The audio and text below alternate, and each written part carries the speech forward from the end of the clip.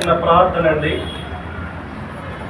పరిశుద్ధుడానికి వందనాలు ప్రభువా, ఇంతవరకు మీరు చేసిన సహాయాన్ని బట్టి నేను స్తుతిస్తా ఉన్నాను. వాక్యమైన దేవ, కొద్ది నిమిషాలు మీరు మాతో మాట్లాడండి. చేరువచ్చిన ప్రతి ఒక్కరిని దీవించండి. వర్షభారం ఉన్నప్పటికీ నీ సన్నిధి మీద ఆసక్తి కలిగిన వారు నీ సన్నిధికి వచ్చి ఉన్నారు. వారిని బహుగా దీవించి ఆశీర్వదించమని నీ మాటలు మీరు మాకు అందించి మహిమ ఘనత ప్రభావాలు ఆరోపించుకోమని యేసు క్రీస్తు వారి ఘనమైన నామములో ప్రార్థన చేయుచున్నాం మా పరమ తండ్రి, ఆమేన్. ప్రియులారా, కీర్తన వెంబడి కీర్తన మనము ధ్యానం చేస్తూ ఉన్నాం. ఈ కీర్తన 42వ కీర్తన. ఈ కీర్తన కోరహు కుమారుల కీర్తన. కీర్తన ఎవరిదండి అని ఆలోచన చేస్తే కోరహు కుమారుల కీర్తనగా ఇక్కడ వ్రాయబడి ఉన్నది. ఈ బైబిల్లో కీర్తనల గ్రంథంలో కీర్తనలు చాలామంది వ్రాశారండి. దావీదు వ్రాశాడు, ఆసాపు వ్రాశాడు, సొలొమోను వ్రాశాడు, మోషే వ్రాశాడు. అదేవిధంగా కోరహు కుమారులు కూడా కీర్తన వ్రాస్తూ ఉన్నారు. కోరహు కుమారులు కీర్తన వ్రాయటం ఏంటండి? వారిప్పుడో భూమి నోరు తెరిచి కోరహును అతని సంతతి వారందరినీ మృంగివేసింది కదండి అని ఒక అనుమానం కొందరికి కలగవచ్చు. కానీ ఆ భయంకరమైన పాతకంలో, ఆ ఘోరమైన పాపంలో, ఆ భయంకరమైనటువంటి దుర్గతిలో కోరహు కుమారులు లేరు. కోరహు ఉన్నాడు, అతని సంతతి వారు కుటుంబస్తులు ఉన్నారు. కానీ కోరహు కుమారులు మాత్రం ఆ సమయాన్న, ఆ విపత్తు కాలంలో తండ్రి మూర్ఖించి మోషే అహరోనుల మీద తిరుగుబాటు చేసిన కాలంలో కోరహు కుమారులు వారి యొద్ద, వారి గుంపులో లేరు. కనుక ఆనాడు మోషే అహరోనుల మీద తిరుగుబాటు చేసిన వారిలో మొట్టమొదటి వాడెవడండి అని అంటే కోరహే. చదువుదాం. సంఖ్యాకాండ గ్రంథంలో 16వ అధ్యాయం 1వ వచనములో, లేవికి మునుమనముడును కహాతు మనముడును ఇస్హారు కుమారుడునకు కోరహు. కదా, అక్కడ నలుగురు ఉన్నారు. కోరహు ఉన్నాడు, దాతాను ఉన్నాడు, అబీరాము ఉన్నాడు. అదే సమయంలో ఓగు అనేవాడు కూడా అక్కడ ఉన్నాడు. ఇందులో ఎంతమంది ఉన్నా కోరహు, దాతాను, అబీరాము, ఓను యోచించుకొని అన్నాడు. ఇందులో ప్రప్రథమమైన పేరు కలిగిన వాడు కోరహు. ఈ కోరహు ఇశ్రాయేలీల సర్వ సమూహములో ఉన్నవాడే. వారు ఐగుప్తులో ఉన్నప్పుడు ఆ ఇశ్రాయేలీల అందరితో పాటు ఇతడు కూడా అందులో ఉన్నవాడే. వారు ఐగుప్తు నుండి వచ్చిన తర్వాత మోషేను దేవుడు వారిని ఐగుప్తులో నుండి విడిపించుకొని నడిపించిన తర్వాత కోరహు మాట్లాడటం మొదలుపెట్టాడు. అది వరకు కోరహు ఎక్కడా మాట్లాడలేదు. నీరు చేదుగా ఉన్న సమయంలో కోరహు మాట్లాడలేదు. ఎర్ర సముద్రం ఎదురొచ్చిన సమయంలో కోరహు మాట్లాడలేదు. ఫరో భయంకరమైన హింస పెడుతున్నప్పుడు కోరహు మాట్లాడలేదు. ఎక్కడ కోరహు మాట్లాడినట్టు మనం చరిత్రలో చూడం. కానీ ఇక్కడ మాట్లాడుతున్నాడు. ఎందుకు అనంటే అవసరత గడిచిపోయింది. ఆ భయంకరమైన ఐగుప్తు కొలుము అనేది, ఆ ఇబ్బంది కొలుములో నుండి వీరు బయటకు వచ్చేసారు. ఇప్పుడు వీరికి ఏమీ లేదు, ఇబ్బంది లేదు. ఎర్ర సముద్రము అనే దానిని వీరు దాటి బయటకు వచ్చేసారు. ఇప్పుడు వీరికి ఏమీ లేదు, ఆ ఇబ్బంది లేదు, శత్రువు లేడు, ఎటు చూసినా సమాధానమే ఉంది. ఈ సమాధానం ఉన్న సమయంలో దేవుడు ఏర్పాటు చేసుకున్న మోషే అహరోనుల మీద ఒక రకమైన ఈర్ష్య ఫరోలోకి వచ్చింది. వీడెవడు, ఎక్కడినో నుండి వచ్చి మమ్మల్ని నడిపించడం ఏంటి, మాకు నాయకుడిగా ఉండటం ఏంటి, ఇతడే పరిశుద్ధుడా, మేము పరిశుద్ధులము కాదా, ఇతడే ఈ సంఘాన్ని నడపడం ఏంటి అనే ఒక రకమైన ఇగో అతనిలో ప్రవేశించింది. అందుకే అంటున్నాడు చూడండి, వారు 250 మందితో మోషేకు ఎదురుగా లేచి, మోషే అహరోనుకు విరోధముగా పోగుపడి, మీతో మాకిక పని లేదు. పనున్నంత కాలం సైలెంట్గా ఉన్నారు కదా. మీతో మాకిక పని లేదంటే, ఒకప్పుడు పని ఉండేది మోషే, ఇప్పుడు పని లేదు. అప్పుడు ఎర్ర సముద్రం అడ్డు కాబట్టి నీతో పని ఉంది. అప్పుడు ఐగుప్తు కొలుములో ఉన్నాం, ఆ దాస్యములో నీతో పని ఉంది. వస్తా ఉంటే మారా ఎదురొచ్చింది, ఆ చేదు నీళ్లలో నీ అవసరం వచ్చింది. ఇప్పుడు నీ అవసరం మాకు లేదు. నీతో మాకిక మాకిక పని లేదు, మీతో మాకిక పని లేదు. ఈ సర్వ సమాజంలోని ప్రతి వాడును పరిశుద్ధుడే కదా. యెహోవా మా మధ్య ఉన్నాడు, యెహోవా సంఘం మీద మిమ్మల్ని మీరెలా హెచ్చించుకొనుచున్నారు. యెహోవా మా మధ్య ఉన్నాడు, మేము పరిశుద్ధులమే, మేము ఈ సంఘాన్ని నడిపించుకోగలము కదండి. ఒక రకమైన ఈర్ష, ఒక రకమైనటువంటి ద్వేషం ఎవరి మీద, దేవుడు ఏర్పాటు చేసుకొనిన మోషే మీద అని అంటూ ఉంటే, మోషే ఏం చేయాలి అర్థం కాక ఆ మాట విని సాగిలపడెను. మోషే ఏమంటా ఉన్నాడు అని అంటే, ఆ మాట విని మోషే సాగిలపడ్డాడు కదండి. మోషే సాగిలపడగా, క్షమించండి అని మోషే సాగిలపడ్డాడు.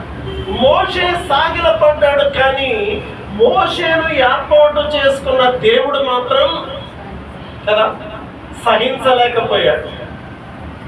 ఆ దేవుడు ఏమంటున్నాడు అని ఆలోచన చేస్తే 26వ వచనములో, అతడు ఈ దుష్టుల గుడారము నుండి తొలగిపోవుడి, మీరు వారి పాపములన్నిటిలో పాలివారు నశింపకై ఉన్నట్లు వారికి కలిగినదేది ముట్టకుడి అని ఆ సమూహముతో నేను కదండి. 28వ వచనంలో, మోషే ఈ సమస్త కార్యములను చేయుటకు యెహోవాను పంపిననియు, నా అంతట నేనే వాటిని చెయ్యలేదనియు దీని వలన మీరు తెలుసుకుందురు కదండి. యెహోవా ఏం చేస్తా ఉన్నాడు అని ఆలోచన చేస్తే, వీరందరినీ చెప్పేస్తాను అన్నాడు. మోషే, నువ్వు సాగిలపడ్డావు, కానీ నేను ఇలాంటి వారు ఉండకూడదు, వీరిని సంహరిస్తాను అన్నాడు. దేవుని దగ్గర మోషే ఏమంటున్నాడంటే, అహరోను మోషేలు ఏమంటా ఉన్నారు చూడండి 20వ వచనం, అప్పుడు యెహోవా, మీరు ఈ సమాజంలో నుండి అవతలికి వెళ్ళుడి, క్షణములోనే నేను వారిని కాల్చివేయుదనని మోషే అహరోనులతో చెప్పగా, వారు సాగిలపడి, సమస్త శరీరాత్మలకు దేవుడవైన దేవా, ఈ ఒక్కడు పాపము చేసినందున, ఏ ఒక్కడు పాపం, మన అంశం అది కదా. ఈ ఒక్కడు పాపము చేశాడు, ఏ ఒక్కడు అని అంటే కోరాహు. అదేంటండి, కోరాహు ఉన్నాడు, దాతాను ఉన్నాడు, అబీరాము ఉన్నాడు, ఓను ఉన్నాడు, 250 మంది సభికులు అంటే అందులో ప్రధానులు ఉన్నారు అని మీరు అనొచ్చు. కానీ వీరందరినీ ఏర్పాటు చేసిన వాడెవరు? కోరాహే. అందుకే ఈ ఒక్కడు పాపము చేసినందున ఈ సమస్త జనముల మీద నీవు పాపపడదావా అని వేడుకొనినా కూడా అప్పుడు యెహోవా మోషేకు ఇలాగ సెలవిచ్చాను, కోరహు దాతాను అబీరాముల యొక్క నివాసముల చుట్టూ నుండి తొలగిపోముడి అని జన సమూహముతో చెప్పము. వీరు ప్రాధేయపడ్డారు కానీ దేవుని కోపము చల్లారలేదు. కనుక 33వ వచనం మనం చదివినట్లయితే, భూమి తన నోరు తెరచి వారిని, వారి కుటుంబము, కోరహు సంబంధాలందరినీ, వారి వారి సమస్త సాంపత్యమును మృంగివేసెను. 32వ వచనములో, భూమి తన నోరు తెరచి వారిని, వారి కుటుంబములను, కోరహు సంబంధాలందరినీ, వారి సమస్త సాంపత్యమును మృంగివేసెను. కదా, ఇక్కడ ఒక డౌట్, అంటే కోరహు సంబంధులందరినీ అన్నాడు కదండి. కాబట్టి కోరహు కుమారులు కూడా ఆ గుంపులోనే ఉండి ఆ గుంపులోనే చనిపోయి ఉండొచ్చు కదండి అనొక అనుమానం అనేది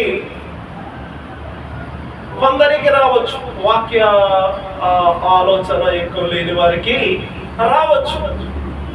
అయితే సంఖ్యాకాండ గ్రంథంలోనే 26వ అధ్యాయం, సంఖ్యాకాండ గ్రంథంలోనే 26వ అధ్యాయము 9వ వచనాన్ని మనం చదివినట్లయితే ప్రియులారా, కోరహు తన సమూహములో పేరు పొందినవాడు అంటండి. కోరహు తన సమూహములో పేరు పొందినవాడు. పేరు పొందినవాడు కాబట్టి కోరహు మాట వారందరూ విన్నారు. కోరహు చెప్తే దాతాను విన్నాడు. దాతాను విన్నాదే కాకుండా కోరహు చెప్తే అబీరాము విన్నాడు. కోరహు చెప్తే ఓను విన్నాడు. కోరహు చెప్తే 250 మంది ప్రధానులు, సభికులు విన్నారు. కారణం, కోరహు తన సమూహంలో పేరు పొందినవాడు. కోరహు తన సమూహములో పేరు పొందినవాడు. అతని సమాజము యెహోవాకు విరోధముగా వాదించినప్పుడు సమాజములో మోషే అహరోనులకు విరోధముగా వాదించిన దాతాను అబీరాములు వీరు. ఆ సమూహము వారు మృతి పొందినప్పుడు అగ్ని 250 మందిని భక్షించినందునను భూమి తన నోరు తెరచి వారిని కోరహును మృంగివేసినందును వారు దృష్టాంతములైరి అనని. అయితే కోరహు కుమారులు చావలేదు కదండి. కోరహు కుమారులు ఏమవలేదు, చావలేదు. ఈ చావని కోరహు కుమారులు ఈ కీర్తన రాస్తున్నారు. కోరహును అతని సంబంధులు చనిపోయారు. దాతాను చనిపోయాడు, అబీరాము చనిపోయాడు. 250 మందిని దేవుడు అగ్ని చేత పంపించి వారిని కాల్చివేశాడు. అయితే కోరహు కుమారులు చావలేదు. చావలేని వారు బ్రతికి ఉండి కీర్తన రాస్తా ఉన్నారు. 42వ కీర్తనలో, దుప్పి నీటి వాగుల కొరకు ఆశపడినట్లు, దేవా నీ కొరకు నా ప్రాణము ఆశపడుచున్నది. నా ప్రాణము దేవుని కొరకు తృష్ణ కొనుచున్నది. జీవమగల దేవుని కొరకు తృష్ణ కొనుచున్నది. దేవుని సన్నిధికి నేను ఎప్పుడు వచ్చేదను, ఆయన సన్నిధిని నేను ఎప్పుడు కనబడేదను. కోరహు కుమారుల ఆశ, కోరహు కుమారుల ఆశ అదేంటండి? దేవుని సన్నిధికి ఎప్పుడు వచ్చేదని అంటున్నారేంటి? రావచ్చు కదా అని అనుకోవచ్చు. తండ్రులు ఏం చేశారు? అక్కడ పాపం చేశారు. అక్కడే అన్నాడు కదా, ఈ ఒక్కడు పాపం చేసినందున. తండ్రులు పాపము చేసిన కారణాన్ని బట్టి కోరహు కుమారులకు అక్కడ ఏమి లేదు, విలువ లేదు. మన తండ్రి ఎక్కడన్నా అవమానపరచబడ్డాడు అనుకోండి, ఆయనకు ఒక చోట వాల్యూ లేదనుకోండి, అలాంటి చోట మనకు వాల్యూ ఇస్తారా? ఇప్పుడు ఆ సమాజంలో పేరు పొందిన వాడు కోరహు. సమాజంలో పాపం చేసిన మొట్టమొదటి వాడు కూడా కోరహే. ఇదిగో వీళ్ళ నాన్నగారిని భూమి నెరవేర్చి మింగేసింది అని అంటారు కదా. ఆ సమాజంలో నుండి వెలివేయబడ్డారు. మీరేమయ్యారు? అంతే, వెళ్ళటానికి లేదు. గిల్టీగా. ఇప్పుడు మన సంఘం ఉంది, చాలా మంది మన సంఘాన్ని విడిచి వెళ్ళిపోయారు. రెక్కలు వచ్చిన తర్వాత ఏంటంటే ఈగోలు, వాళ్ళు ఏమొచ్చినాయి, కొన్ని ఈగోలు వచ్చినాయి. నాకు ప్రసంగం ఇవ్వలేదని ఒకడో, నాకు ఏదో ఇవ్వలేదని ఒకడో వెళ్ళిపోయారు. ఇవి వెళ్ళిపోయిన వాళ్ళ ఇంట్లో వాళ్ళకి మన సంఘానికి రావాలని ఆశ అయితే ఉంది. ఆ మధ్య తానా అనే ఊర్లో ఓ చోటకి మేము వెళ్తే ఒక ఆవిడ అన్నది, చర్చి లేదు ఏమీ లేదండి కదా, ఉన్నారు ఇక్కడ కొందరు. ఆ మాటలు విన్నావా, మాకు అలా చేసేస్తారండి మా ఇంట్లో వాళ్ళు. ఎక్కడికి వెళ్తున్నారమ్మా, ఏ చర్చికి వెళ్తున్నారమ్మా అని అడిగితే కళ్ళంట నీళ్ళు పెట్టుకున్నారు. ఇంకా మా కుటుంబంలో ఎవరికి చర్చ అనేది లేదు. చాలా మంది ఉండేవాళ్ళం కానీ ఒక్కడు తప్పు చేసిన కారణాన్ని బట్టి ఆ ఇంటి వారందరూ ఏమయ్యారు? దేవునికి దూరమయ్యారు. సడన్ గా వచ్చారనుకోండి, ఏమని పలకరింతారో ఏంటో అని ఒక భయం. ఆ భయాన్ని బట్టి వారు దేవుని మందిరానికి రాలేకపోతున్నారు. రావాలని ఉందంట, రావాలను. ఇక్కడ ఉన్నారు కొంతమంది కనపడతారు, రావాలని ఉందండి కానీ అంటున్నారు. సరే మీ ఇష్టం. మనం ఏమంటాం? ఆ బజార్లో నా దిండోసులు అక్కడెక్కడ కనపడతారు. అయ్యారు 200 ఎలా ఉన్నారు, ఏ చర్చికి వెళ్తారమ్మా అంటుంటే వెళ్ళలేదండి, ఇలాగండి అలాగండి అలాగండి. ఏ కొన్ని రండి, రావాలని ఉంది కానీ కారణం వారి పెద్దలు చేసిన ద్రోహాన్ని బట్టి, చేసిన పాపాన్ని బట్టి. అందుకే ఎప్పుడు కూడా ఒక డెసిజన్ తీసుకున్నప్పుడు చాలా ఆలోచించి, ఒకరితో మనం సంబంధం కట్ చేయాలనుకున్నప్పుడు చాలా ఆలోచించాలి. ఏం చేయాలి? చాలా ఆలోచించాలి. దేవునితో అయితే మరీ ఎక్కువగా ఆలోచించాలి. మనకి ఎందుకు వచ్చిన గొడవలు? ఆయన వాక్యం చెప్తున్నాడు, వినోద్దాం. దేవుడు చెప్తున్నాడు, మనం విందాం, వెళ్ళిపోదాం అనేది ఉండాలి తప్ప కదా. ఇక్కడ సమస్యలు క్రియేట్ చేసి ప్రారంభంలో వచ్చినప్పుడు ఏం తెలియదు, నేర్పుతాం. ఇది పాట, ఇది ప్రార్థన, ఇది వాక్యము, ఇలా చెప్పాలి, ఇలా నడపాలి, అలా సాక్ష్యం చెప్పాలి, రొమ్మిలా కొట్టాలి, కంజరాలా కొట్టాలి, అన్నీ నేర్పిన తర్వాత ఈగో అనేది వచ్చేది. ఇప్పుడు నాకు వచ్చేసింది ఏంటది?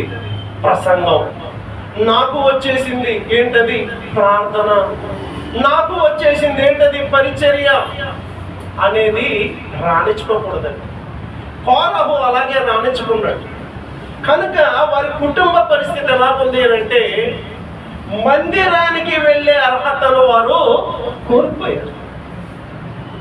ఇప్పుడు ఆశపడుతున్నారు, దేవా దుప్పి నీటి వాగుల కొరకు ఆశపడినట్లు దేవా నీ కొరకు నా ప్రాణము ఆశపడుతూ ఉంది. ఎందుకు అనంటే, జీవము గల దేవుణ్ణి దర్శించాలి,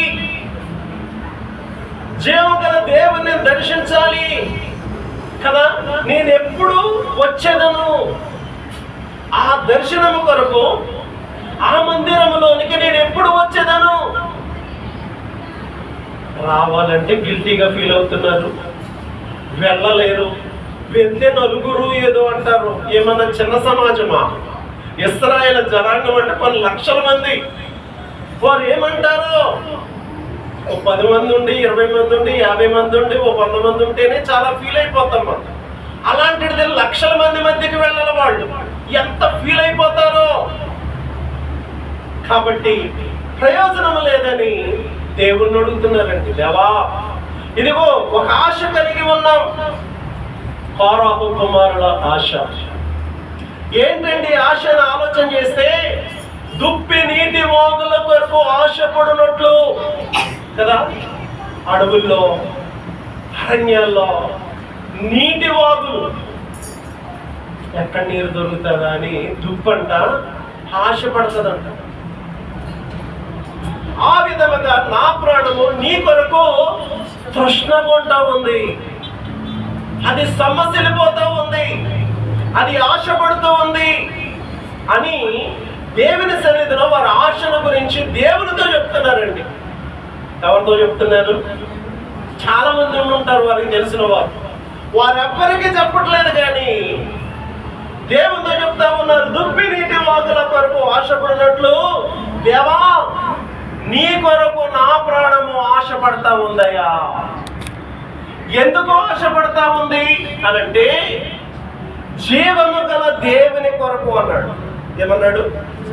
జీవము గల దేవుని కొరకు ఆశ, తృష్ణ, ఆ కోరిక, అభిలాష ఏంటంటే జీవము గల దేవుని దర్శించాలి, ఆయన సన్నిధిలో ఉండాలి.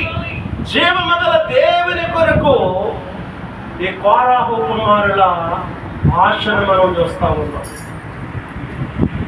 వాస్తవానికి మానవుడు ఆశాజీవి. ఎలాంటి జీవి? ఆశల్లో బ్రతికేస్తా ఉంటాడు కొంతమంది. గమనించండి, ఏదో ఆశ ప్రతి మనిషికి ఉంటుంది. ఏంటో ఒక ఆశ ఉంటుంది, నా పిల్లలాగా అయిపోవాలి, అంత గొప్పళ్ళు అయిపోవాలి, నేనేదో అయిపోవాలి, మా ఆయన ఏదో అయిపోవాలి, ఏదో ఏదో ఏదో ఇక్కడే ఉండకూడదు, ఇంకా అలా అలా పైకి వెళ్ళిపోవాలి కదా. ప్రతి మానవునికి ఆశ ఉంటుందండి. అయితే కోరాహు కుమారుల ఆశ జీవము గల దేవుని కొరకు అన్నాడు. దీనికి సహాయార్థంగా కీర్తన గ్రంథంలో 84వ కీర్తన చూడండి. 84వ కీర్తన 2వ వచనం. యెహోవా మందిరమును చూడవలెనని ఆశ.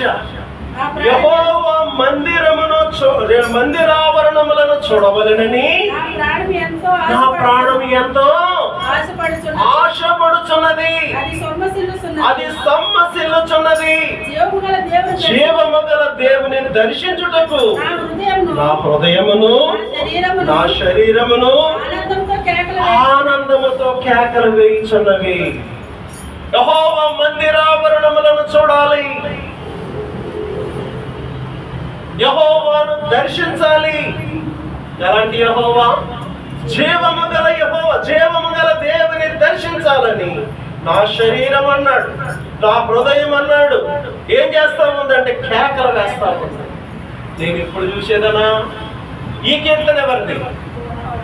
ఇది కోరాహు కుమారులదే ఆశ. 42వ కీర్తన కోరాహు కుమారులదే. 84వ కీర్తన కూడా కోరాహు కుమారుల కీర్తనగా మనం చూస్తా ఉన్నాం. ఆయన అంటున్నాడు చూడండి, జీవగల దేవుని దర్శించుటకును యెహోవా మందిరావరణములను చూచుటకును నా ప్రాణము కదా, నా శరీరము, నా హృదయము కదండి ఏం చేస్తా ఉంది అని అంటే ఆనందముతో కేకలు వేస్తా ఉందంట కదండి. ఎలా కేకలు వేస్తా ఉంది అని అంటే ఆనందముతో కేకలు వేస్తా ఉంది. ఈ ఆశ ప్రతి మానవునికి ఉండాలి. మీకుంది కనుకనే భయంకరమైన వర్షాలు, నిన్నంత వర్షమే, ఈరోజు వర్షమే, వర్షమైనా పర్వాలా దేవుని మందిరానికి వెళ్ళాలి.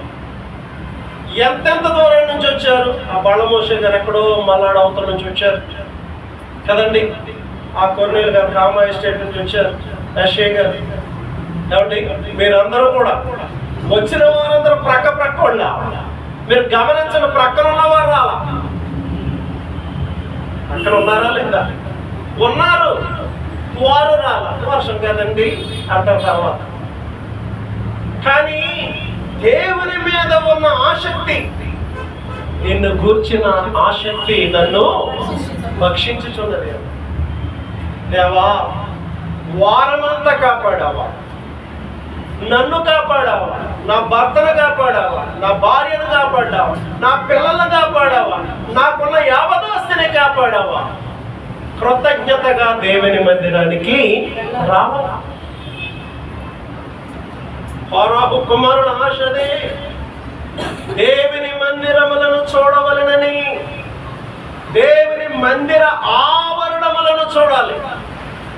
చాలా మందికి కొంచెం వంక దొరుకుతుంది, కడుపు నొప్పండి రాలేదండి, వాడెవడో మోడీ ఈ రోజున ఇస్తున్నాడు 15,000 అని చెప్పండి. ఏ నొప్పి కూడా అందరు ఇంట్లో వాళ్ళు అందరికి ఇచ్చేస్తున్నారంటే అందరూ పట్టిపోతారంట. అవునా కదా? ఆలోచన చేయండి అంతే.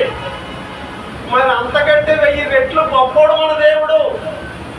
ఆయన సన్నిధికి వస్తున్నామా? ఆయన సన్నిధిని దొంగిలించవద్దు కదా. ఆమోసు గ్రంథం 4వ అధ్యాయం 12వ వచనములో దేవుడు అంటున్నాడు, నీ దేవుని సన్నిధిని కనబడుటకు సిద్ధపడుడి కదా. 4:12 అంటాడు, కాబట్టి ఇశ్రాయేలులారా మీ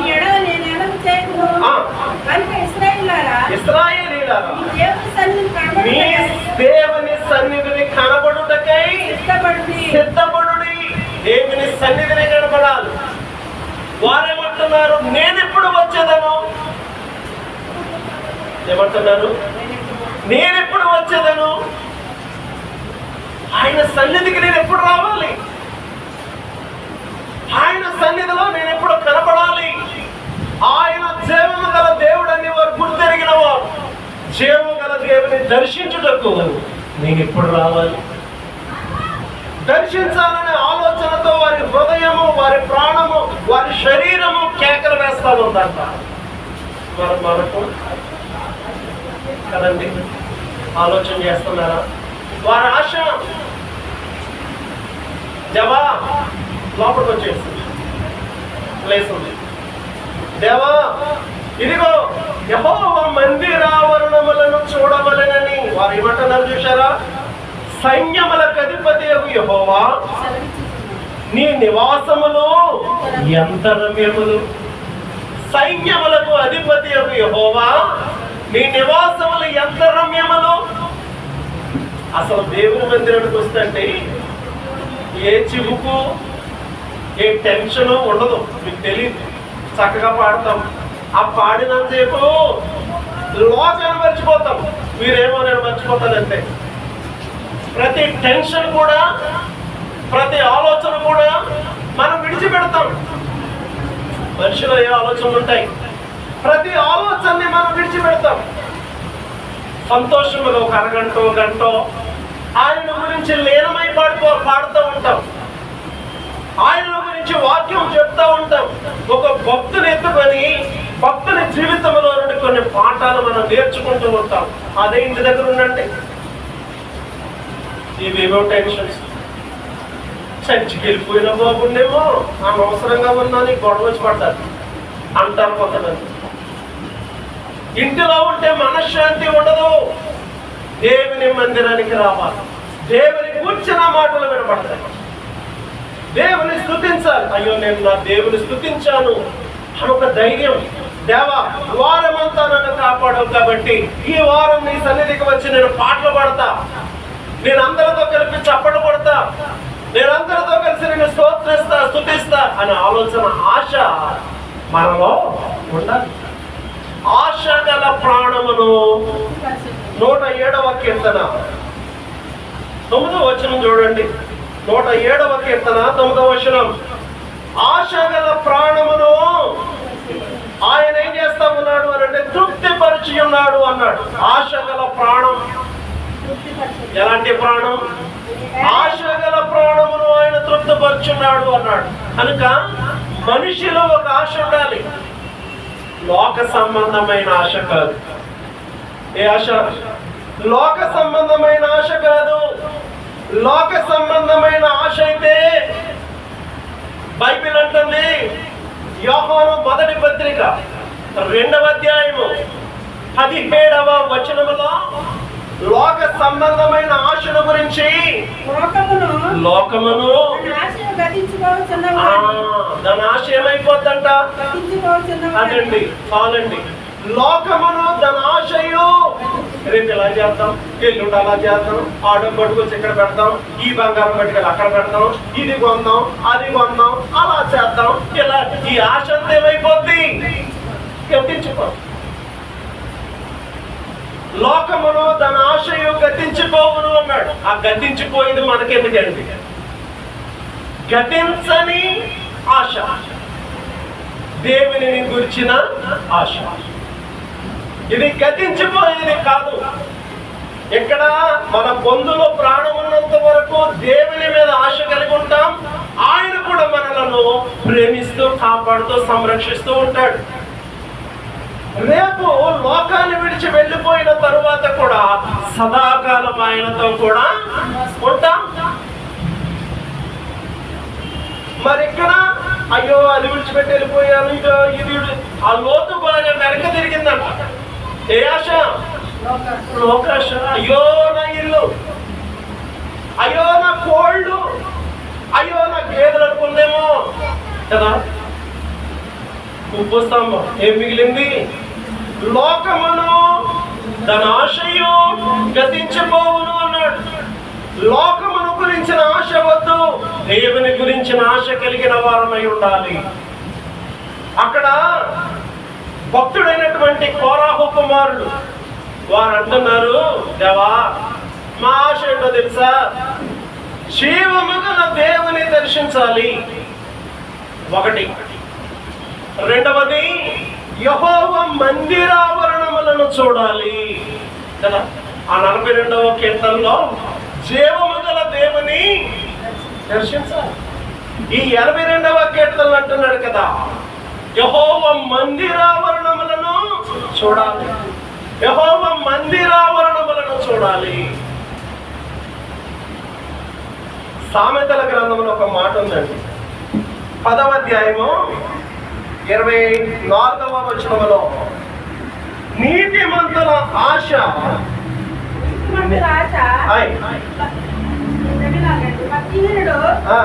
దేనికి భయపడును, అదే వాని మీద నీతిమంతులు ఆశించున్నది వారికి దొరుకును అన్నాడు కదా.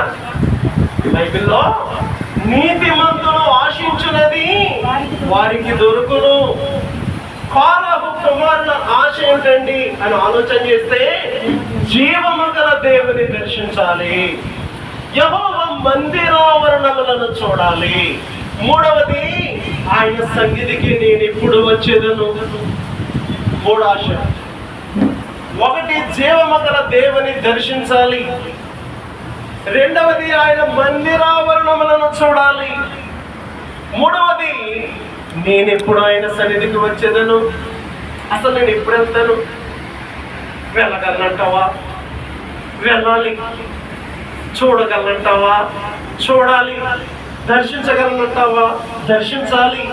దేవుని దర్శించాలి, మందిరాన్ని చూడాలి, మందిరానికి వెళ్ళాలి. ఒక ఆశ. దేవుడు ఆశ గల ప్రాణమును తృప్తిపరిచే దేవుడు. నీ ఆశ ఎలా ఉండాలి? ఆయన చిత్తానుసారమైన ఆశ ఉండాలి. లోక సంబంధమైన ఆశ కాదు. తరతరాలు బ్రతికేయటానికి లోకంలో మనం పుట్ల, అది గుర్తుపెట్టుకోవాలి. ఎంతకాలం? 10 సంవత్సరాల క్రితం ఉన్న బలం ఇప్పుడు ఉందా? చెప్పండి. ఇప్పుడున్న బలం 10 సంవత్సరాల తర్వాత ఉంటుందా? ఒళ్ళు పోయి మళ్ళీపోయి అన్నీ అయిపోయి ఎన్ని మేకప్లు కొట్టిన టైంకి చల్ ఆజాపడ్డాడు అక్కడ నుండి. అంటే వచ్చాయి నరులారా, చాలు చాలు తిరిగి వచ్చేయండి, వెళ్ళిపోవాలండి. ఈ తాత్కాలికమైన లోకం వరకు రాకులంటే అవసరం అంటారా? చెప్పండి. అది ఇది ఇది అది అది ఇది ఎంత సంపాదించినా తృప్తి అనేది. మన చిన్న సంఘమే 23 సంవత్సరాలు అవుతుంది. అవునా? మరి నాకున్నదా లోకాల మీద మిగిలిన ఆశ? అవన్నీ చంపుకొని ఇందులో ఉండట్లేదా? చెప్పాలి. మేము 10 తులాల బంగారం కొన్నాం, మేము ఏదో కొన్నాం అంటే మంచిదంటాం. మేము ఎందుకు? లోపల ఉన్నా దాన్ని చంపుకొని ఇందులో ఉంటున్నాం కదా. పని చేసుకోలేక, విదేశాలు వెళ్ళలేక. కాబట్టి ఎందుకు దేవుని మీదే ఆధారపడి దేవుని సేవ చేస్తా ఉన్నాం? ఇది స్థిరమైనది. ఇది ఫలము. రేపన్న రోజున ఏముంది? దీనికి ఫలం ఉంది, దానికి ఫలము లేదు. వెర్రివాడా, ఇదన్నా వదన్నా విదన్నా వదన్నా వదన్నా విదన్నా ఏమయ్యో చలో చలో అన్నాడు. అన్నాడా లేదా? ఈ అంతేడిస్తే ప్రయోజనం ఏంటి? అలాగే సంపాదన వద్దని అంటా, అది గుర్తుపెట్టుకోండి. సంపాదన ఉండాలి, ఆస్తి ఐశ్వర్యాలు ఉండాలి, కానీ దానికోసమే పోరాడి, దానికోసమే ప్రోకులాడి, అందులోని ఏవా చివరి చచ్చిపోతాం. దేవుని పని చేయాలి, ఆయన హెచ్చిస్తాడు. ఆశ, దేవునిని కూర్చిన ఆశ, ఆసక్తి. ఆరోగ్యం బాగోకపోయినా, స్వరము బాగోకపోయినా, శరీరము సహకరించకపోయినా, శోధనలు వస్తూ ఉన్నా, ఇబ్బందులు వస్తూ ఉన్నా, కష్టాలు వస్తూ ఉన్నా, అవమానాలు వస్తూ ఉన్నా, వాటన్నిటిని ప్రక్కన పెట్టి దేవుని సేవ చేయట్లేదా? చేస్తున్నారా?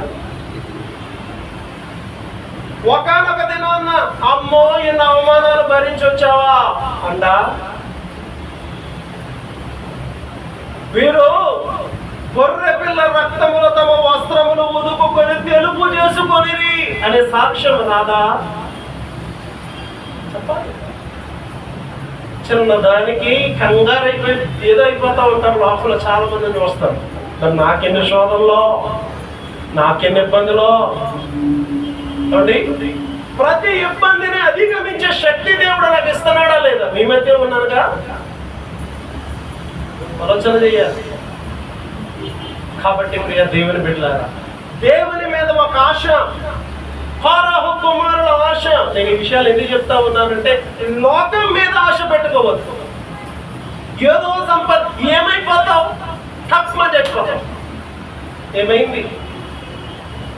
నేను చచ్చిపోతే ఎలా బతుకుతామంటే, చక్కగా అన్ని అమ్ముతున్నావు, మెర్సిడీస్ కార్ కొనుక్కొని తిరుగుతుందా భార్య, కూడా ఎవరినట్టు బతుకుతుందో భార్య. మనం బతికినంతకాలం వాళ్ళ కోసం పోరాడతాం, అవునా? అయ్యో నా కొడుకు తింగరోడు అప్పుడు చూడాలి. ఏమండి ఇది చెప్తా ఉన్నాను అని అంటే, వారి కొరకు కాదు, నువ్వు దేవుని కొరకు ఉంటే దేవుడు నీ పిల్ల తరాల్ని కాపాడుతాడు, పోషిస్తాడు. మా నాన్నగారు లేదా 40 సంవత్సరాలు ఇదే స్థానంలో ఉండి సేవ చేయలేదా? నన్ను విడిచిపెట్టాడా దేవుడు? ఆలోచన చేయండి. నేను అదే చేస్తున్నాను కదా. మంచి సమయం, వివాహమైంది, మంచి సమయం. ఆ సమయంలో నేను వాళ్ళు డబ్బులు సంపాదించుకోవాలరా అన్నారు కొందరు. ఇందులో వచ్చాము. దేవుడు విడిచిపెట్టాడా? ఆయన విడిచిపెట్టాడు. ఆయనను కూర్చిన ఆశ,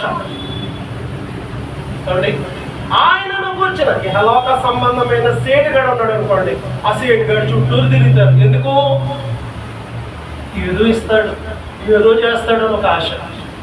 పరివారు ఏం చేస్తారు? ఆ సేటుగాడు చుట్టూరు తిరుగుతారు. అతను ఇంటికి వెళ్ళిపోరన్నా సరే ఒక గంట కూర్చొని ఆ పనులన్నీ చక్కబెట్టి అంటారు. కారణం ఏదో ఇస్తాడని. మరి దేవుని మీద ఆశ వద్దా? అసలు ఈ భూమిని సృజించినటువంటి సృష్టికర్త ఆయన కాదా? భూమి నాదన్నాడు, భూమిలో ఉన్న సర్వము నాదన్నాడు, 1000 కొండల మీద పశువులని నావన్నాడు. అలాంటి దేవుని మనము కలిగి ఉంటే మన దేవుడు హెచ్చించడా? కళ్ళద మనం చూస్తూ ఉంటాం. ఆశ, దేవుని మీద ఉన్న ఆశ. లాక్డౌన్లో ఎవరు వచ్చినా రాకపోయినా దేవుని మందిరానికి నేను పోలీసు వాళ్ళకి కొంత డబ్బులు కట్టి, మరి నాయన ఇది మేము చేసుకోకపోతే, ఆరాధన చేసుకోకపోతే ఇది మాకు శాపం, ఇదిగో 5,000 ఉంచండి, 10,000 ఉంచండి అని చెప్పి సైలెంట్గానే చేసుకుంటాం, లోపడే చేసుకుంటామని వాళ్ళు బ్రతిమిలాడి ఆరాధన ప్రారంభిస్తేనండి, కొన్నేళ్ళు గారు, రజని మన అమ్మాయి వస్తూ ఉండేది, కొందరు వచ్చేవారు, షారుడు వీళ్ళందరూ. తర్వాత భాస్కర్ గారు, సుజాన కుమారి గారు ఏదో పాతకెళ్తున్నట్టే గొడవలు పట్టుకొని, అంత దూరం ఒకళ్ళు, ఎంత దూరం ఒకళ్ళు కలిసి వెళ్ళకూడదు. ఎక్కడి నుండి? అమ్మో మల్లాడి నుంచి నడిచి వచ్చేయటమే. వద్దులేమ్మా ఎందుకు వచ్చింది అని వాడు పట్టుకుంటే ఎక్కడ కడతారు, అక్కడి నుంచి కొడతారు, అది ఇది అంటే. అవ్వలేదండి, దేవుడి కోసమే కదండి. అంటే నేను ఎందుకు చెప్తున్నానంటే దేవుని కోసం నువ్వు ఏది చేసినా ఆయన ఉంచుకొనటానికి, మీరు చేసిన దానిని ఉంచుకొనటానికి ఆయన అన్యాయస్తుడైన దేవుడు చక్కని కుమారుని ఇచ్చాడు లేదా? బాబులో చక్కని ఇల్లు ఇచ్చాడా లేదా? చెప్పాలి. భాస్కర్ గారు ఏంటి ఇస్రాయేల్ అంటే అవునా? చెప్పాలి. అంటే ఎందుకు ఈ ఆశీర్వాదాలు? వారు లాక్డౌన్లో చచ్చిపోతామన్న భయం లేదు వాడికి కదా. ఎంతమంది భయపడి దేవుని మందిరానికి రావడానికి కూడా భయపడేవారండి. మరి మాకెంత భయం ఉండాలి? బాబు వాళ్ళు అందరూ ఎక్కడి నుంచి వచ్చేస్తున్నారు, మరి మీ ఇడ్లీలు వండి పెడితే మాకేమో వచ్చేద్దామని అనుకోవాలి. మేము అనుకోవాలా? చక్కగా ఇడ్లీలు వండేది భాషం గారు హ్యాపీ కొడుకుండేది. పంచిపెట్టేవారు వీళ్ళందరూ, షారును రజని వీళ్ళందరూ కలిసి సంతోషంగా. ఎందుకు చెప్తా ఉన్నానంటే దేవునిలో నువ్వేది చేసినా దేవుని గురించిన ఆసక్తి. వాళ్ళ జీతం ఎంత తెలుసండి? అనకూడదు. 10,000 రూపాయల జీతం. భాస్కర్ గారి జీతం ఎంత? క్రిస్మస్ వచ్చేటప్పటికి ఆ నెల ముందే 5,000 పట్టుకొచ్చి ఇది ఉంచండి, ఎందుకంటే నాకు ఇచ్చుకుంటే ఇష్టమైంది కాదు. అవతల వాళ్ళ పరిస్థితి బాగుంటే ఫోన్లు అనుకోవచ్చు. వద్దండి సార్ అంటే లేదు ఏదో మీరు పనులు ఉంటాయి కదా అని. ఆ క్రిస్మస్కి జూన్ అని రకరకాల స్థాయిని మించి ఎందుకు చెప్తా ఉన్నాను అంటే దేవుని ప్రజలుగా పెట్టాలి, దేవుని ఘనపరచాలి. ఆసక్తి మీలో ఇంకా చాలా మంది ఉన్నారు. అది కాదు. కానీ నేను ఎందుకు చెప్తా ఉన్నాను ఆలోచన చేస్తున్నారా? దేవుని గురించిన ఆశ ఉండాలి. కోరాహు కుమారుల ఆశ, జీవము గల దేవుని నేను దర్శించాలి, దేవుని మందిరావరణములను చూడాలి, దేవుని సన్నిధికి నేను ఎప్పుడు వచ్చేదను. 3 ఆశలు దేవుడు నెరవేర్చాడు. లేదు దినవృత్తాంతాల మొదటి గ్రంథం 9వ అధ్యాయం. దినవృత్తాంతాల మొదటి గ్రంథంలో 9వ అధ్యాయము 19వ వచనం అండి. మరియు కోరాహు కుమారుడగు ఎబ్యాసాపునకు పుట్టిన కోరె కుమారుడైన షల్లూమును వాని పితరుని ఇంటి వారును వాని సహోదరులకు కోరాహీలను సేవా సంబంధమైన పని మీద ఉండి గుడారమునకు ద్వారపాలకులై ఉండేది. వారి పితరుల యెహోవా పాలెమునకు కావలవారై ఉండి ప్రవేశ స్థలమును కాయుచుండేది. ఎవరండి వీళ్ళు? కోరాహు కుమారుల జీవితాన్ని మనం చూస్తా ఉన్నాం. వారు ద్వారపాలకులయ్యారు. అంతేకాకుండా కోరాహు సంతతి వారు కోరాహీలు, రూబేను సంతతి వారు రూబేనీయులు, సిమియోను సంతతి వారు సిమియోనీయులు అని ఎలా పేరైతే ఉందో అలాగే కోరాహు సంతతి వారికి కోరాహీలు అనే పేరు వచ్చింది. అక్కడ మీరు గమనించండి, స్పష్టంగా చదువుకోండి. వారు ఆశించినది దేవుడు వారికి దయచేశాడు. వారు ఏమయ్యారు అంటే గుడారపు పని మీద సేవా సంబంధమైన పని. వారికి ఏ పని దొరికింది? అసలు మందిరానికి రాగలమా? ఆయన మందిరం ఎలా ఉంటుందో ఆయన దర్శించగలమా? అసలు ఎప్పుడు వెళ్ళాలి?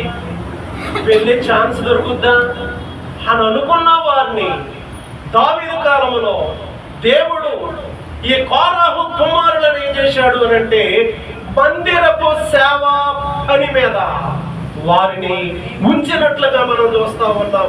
వారు ఏం చేస్తా ఉన్నారంటే సేవా సంబంధమైన పని మీద వారు ఉన్నారు.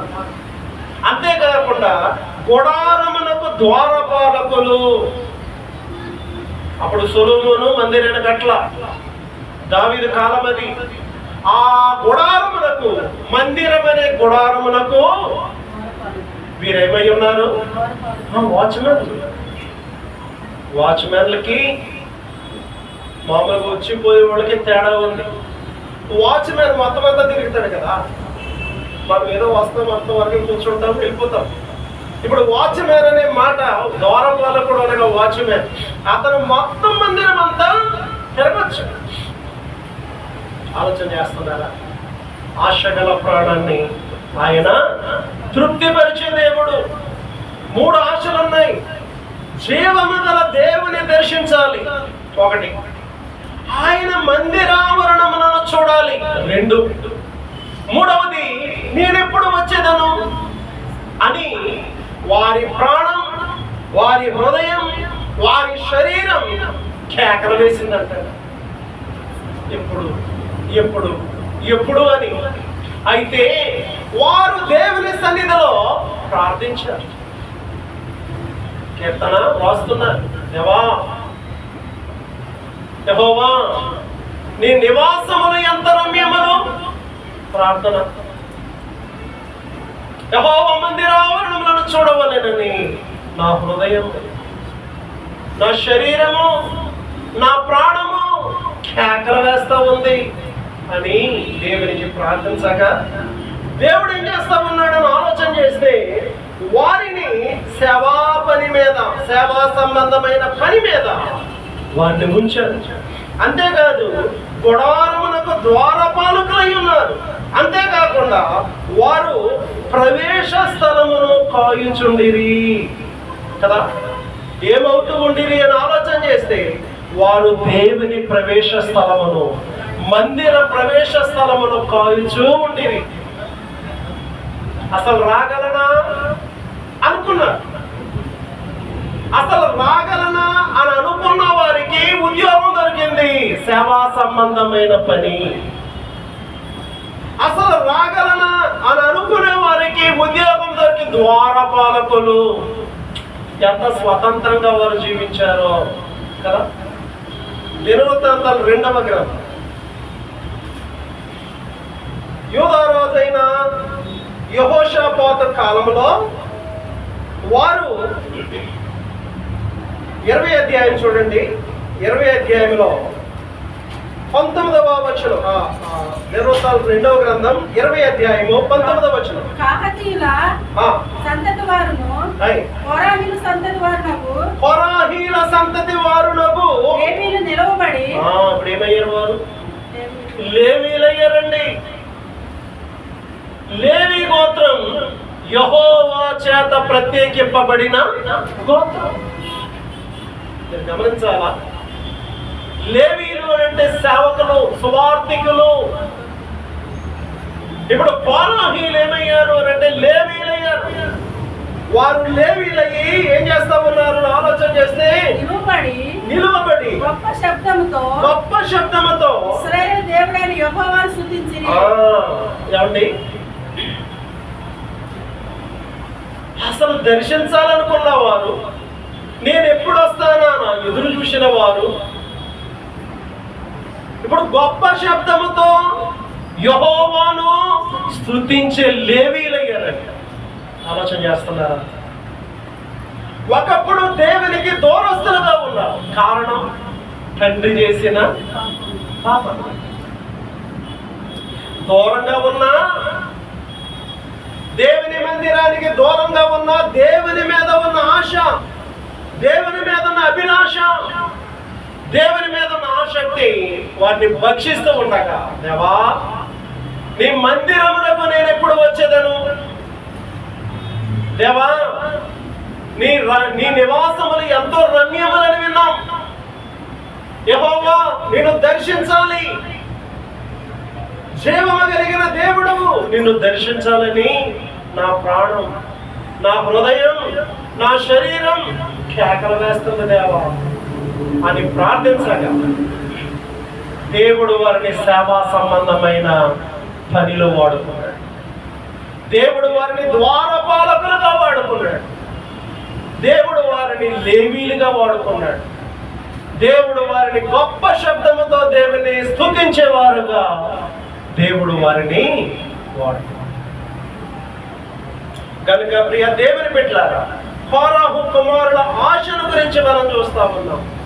ఆశ ఉండాలి, దేవుని మందిరం మీద ఆశ ఉండాలి. ఉందా? క్రమంగా వస్తా ఉన్నామా? సమయానికి వస్తా ఉన్నామా? దేవుని మందిరం మీద ఉన్న ఆశ. దేవుని మందిరానికి రావటం మానేస్తున్నామేమో. నెహెమ్యా గ్రంథంలో నెహెమ్యా కాలపు విశ్వాసులు ఏమంటా ఉన్నారు అని ఆలోచన చేస్తే, నెహెమ్యా గ్రంథం 10వ అధ్యాయం 39వ వచనం చివరి లైన్ అండి.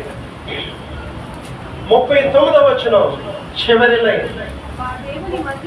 మా దేవుని మందిరమును మేము విడిచిపెట్టాం కదా. ఈ తీర్మానం ఉందా? మా దేవుని మందిరాన్ని మేము విడిచిపెట్టమండి. అక్కడ మేము ఎలా బ్రతకాలో నేర్పిస్తున్నారు, అక్కడ మేము ఎలా స్తుతించాలో నేర్పిస్తున్నారు, అక్కడ మేము దేవుని స్తోత్రిస్తా ఉన్నాం, అక్కడ మేము దేవుని శరీరానికి బదులుగా రొట్టెను పూజిస్తా ఉన్నాం, అక్కడ మేము దేవుని రక్తానికి బదులుగా రసాన్ని స్వీకరిస్తా ఉన్నాం. అలాంటి దేవుని మందిరాన్ని మానేయాలా? ఈ ఆలోచన ఉందా? ఆలోచన చేయండి. మేము మా దేవుని మందిరమును విడిచిపెట్టము కదా. ఎంత గొప్ప డెసిజన్ అండి వారిది. అసలు రక్షించబడ్డాం, బాప్తిజం పొందాం, ఎన్నిసార్లు దేవుని మందిరాన్ని ఎక్కొట్టాము కదా.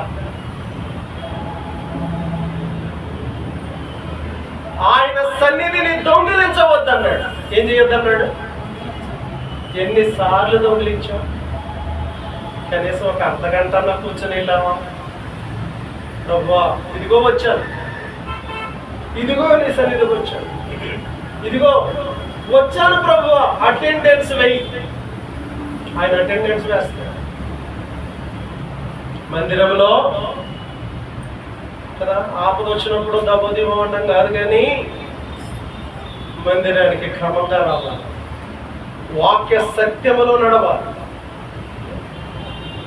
మందిరానికి వస్తే చదవండి, ప్రకటన గ్రంథం 11వ అధ్యాయం. ప్రకటన గ్రంథం 11వ అధ్యాయంలో మొదటి వచనములో, మరియు ఒకటి చేతికర్ర వంటి కొలకర నాకు ఇచ్చి, నువ్వు లేచి దేవుని ఆలయమును బలిపీఠమును కొలత వేసి ఆలయంలో పూజించే వారిని లెక్క పెట్టుము. ఎవరు లెక్క పెట్టాలి అంటే అటెండెన్స్ ఉందా లేదా? స్కూల్కి వెళ్ళిన వెంటనే, క్లాస్కి వెళ్ళిన వెంటనే అటెండెన్స్ వేస్తారు కదా. ఒకడే జీవము గల దేవుడు. అతడు అంటున్నాడు, ఇదిగో యోహాను, నీవు ఆలయములో పూజించే వారిని లెక్కపెట్టు. అనుకుంటున్నావేమో దేవుని మందిరానికి మానేస్తే దేవుడు చూడటం అనుకుంటున్నావేమో. ఆయన చూస్తాడు. మరి ప్రార్థన చేసే వింటలేదా? ప్రార్థన ఎందుకు చేస్తున్నారండి? వింటాడనే కదా. ప్రార్థన చేస్తే వింటున్నప్పుడు ఆయన చూడడా? 139వ కీర్తనలో ఏమంటున్నాడు?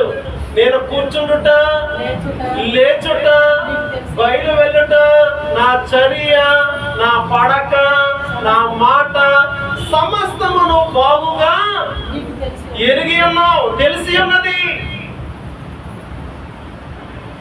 నేను ఆకాశంలోకి వెళ్ళిపోయినా అక్కడ నువ్వు ఉన్నావు కదా. పాతాళానికి వెళ్ళిపోయాను అనుకో, అక్కడ కూడా నీవు.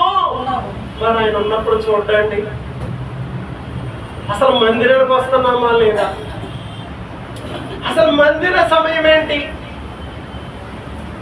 కదా. మరి అసలు మందిర సమయం ఏంటి, అసలు మన ట్రైన్ సమయం ఏంటి? ఊరు వెళ్ళాలి, ముంబై నుంచి ఆంధ్ర వెళ్ళాలి. ఆ ట్రైన్ సమయం ఏంటి? అరగంట ముందు ఉంటామే, హడావిడైపోయి ఆ రాత్రంతా నిద్రపోకుండా